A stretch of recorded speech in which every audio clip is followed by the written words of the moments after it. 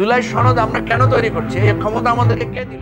AB পার্টির chairman Mujibur Rahman Manju বলেছেন, সরকার যেসব 3 দলকে নিজেদের অংশ বলে মনে করেন এবং নিউ ইয়র্ক সফরের সঙ্গে নিয়ে গেছেন, মনে হচ্ছে তাদের ইগো সমস্যাই এখন জাতীয় ঐক্যের সবচেয়ে বড় বাধা।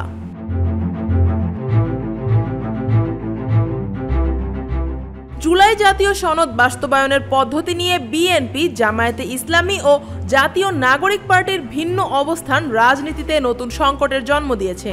8 অক্টোবর রাজধানীর ফরেন সার্ভিস একাডেমিতে রাজনৈতিক দলগুলোর সঙ্গে জাতীয় ঐকমত্য কমিশনের শেষ দিনের আলোচনার অংশ নিয়ে এই 3 দলের প্রতি ইঙ্গিত করে এসব কথা বলেন মুজিবুর রহমান।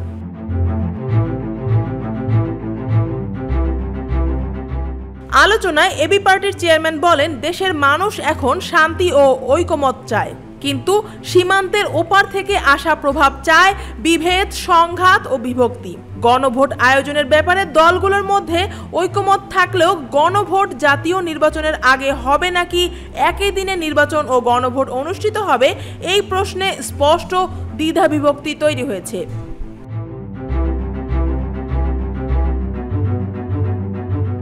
মুজিবুর রহমান বলেন, ঐকমত্য কমিশন বা সরকারের উচিত হবে 2 পক্ষের বক্তব্য শোনার পর গণভোট কবে হবে সে বিষয়ে একটি নির্দিষ্ট সিদ্ধান্ত জানিয়ে দেওয়া।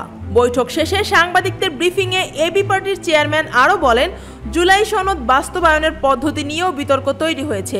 এটি কি সংবিধান আদেশ, অধ্যাদেশ নাকি জুলাই সনদ আদেশ নামে জারি হবে, এই প্রশ্ন এখন উঠেছে।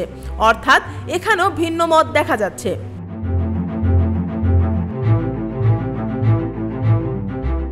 তিনি বলেন, এই বিতর্ক দেখে মনে হচ্ছে কেউ কেউ পরোক্ষভাবে সীমান্তের ওপারের স্বার্থকে প্রাধান্য দিচ্ছেন। তাই যদি জাতীয় পর্যায়ে চূড়ান্ত ঐকমত্য না আসে, তাহলে সরকার বা ঐকমত্য কমিশনের উচিত বিশেষজ্ঞদের পরামর্শ নিয়ে যে কোনো একটি সিদ্ধান্ত ঘোষণা করা।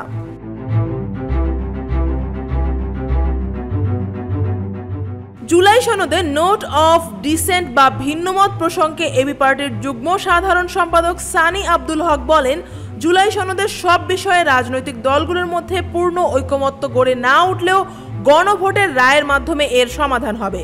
তার মতে, গণভোটে জনগণের ইতিবাচক রায় এলে সনদের পূর্ণ বাস্তবায়নের পথ খুলে যাবে।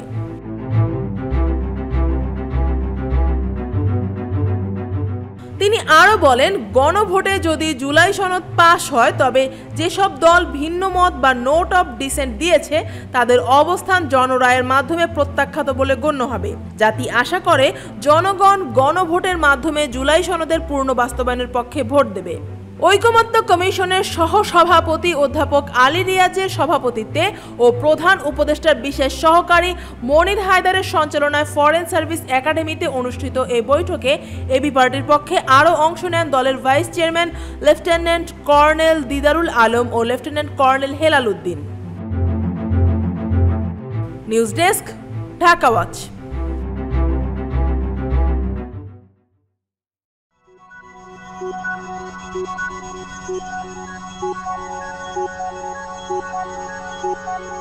Thank you.